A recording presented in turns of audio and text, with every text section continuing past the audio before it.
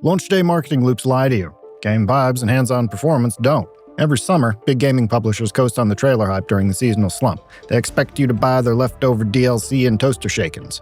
This July, though, we have 4 massive community revivals, nostalgic remakes, and wild indie passion projects defying that trend that kinda demand your immediate attention. Let's look at the pure attitude, style, and fun factor heading your way this month. Ubisoft Singapore drops Assassin's Creed Black Flag Resynced on July 9th, and the hype meters here are silly. You'd kinda have to be living under a rock to avoid news on this. This $70 remake completely purges the sluggish 2013 modern-day office sequences, though we don't know what they'll be replaced with as of yet. Ubi is on record saying they've added hours of new content, and that players stay locked in the historical action through new narrative-driven what-if memory levels that expand on Edward's story. More importantly, new shanties. Some from Rogue, some are brand new. Always a fan of new shanties. Plus, there's rumors of an epilogue for a finalization of Edward's story. A new manual crouch button and a completely remade parry system might turn some purists away, but Ubi Singapore says this is not the modern combat system we've seen in the more recent RPG-styled AC titles, and is actually closer to what they'd originally envisioned for the combat, but had to cut corners due to production deadlines for the original. We'll see how it holds up.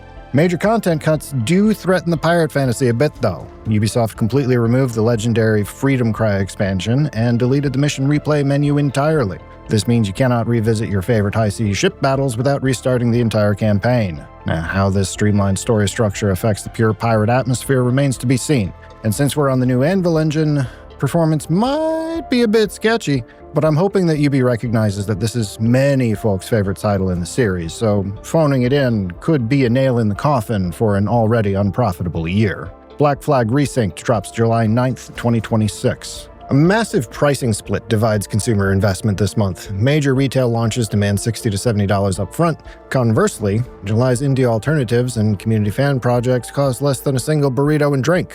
A low price point never means low standard for fun, though. A legendary sci-fi shooter remade for modern screens hits at the end of the month, and the hype is real, if also contrasted a bit with some skepticism here. On July 28th, Halo Campaign Evolved moves directly onto the main stage. This campaign-only remake ports the classic 10 levels into UE5 to deliver the ultimate nostalgia trip. Even better, it adds a brand new 3-mission prequel arc, featuring Master Chief and everybody's favorite NCO, Sergeant Johnson.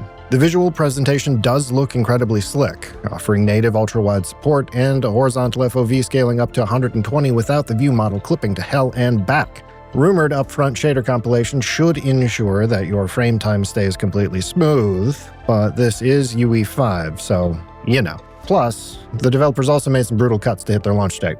The studio completely left out theater mode, file sharing tools, and PC local split-screen co-op. Losing those classic features definitely hurts the old-school community vibe.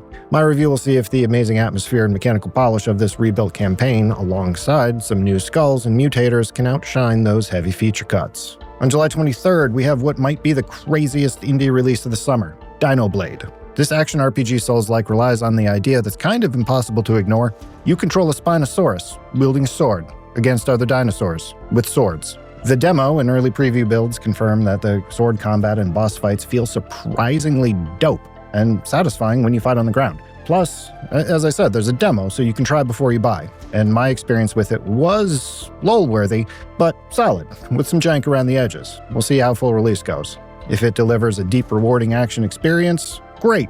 Or, if the camera issues and some physics bugs that were present in the demo persist, that might ruin the fun a bit.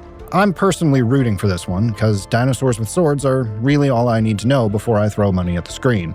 And earlier in the month, on July 15th, Denshattack arrives to inject pure, unadulterated, frenetic style into the summer lineup. This arcade platformer is all about flow, attitude, and rhythm. You're gonna spend your time grinding along the tops of high-speed bullet trains with a train through a gorgeous neon-drenched dystopian city. The game's built on Unity, so there's less risk of performance problems than if it was built on UE5, but the quintessentially Unity load stutter might show up. Time will tell. The devs do explicitly tell players to use a controller instead of a keyboard to keep up with the lightning-fast combo strings. And I'm gonna try to look past the arcade aesthetic to see if the level design actually rewards skilled artistic movement, or if it just tends to force random, frustrating deaths. If you love fast pacing and a killer soundtrack, this is an indie project to keep an eye on. Plus, you're playing a train that's grinding and doing tricks. What's not to like?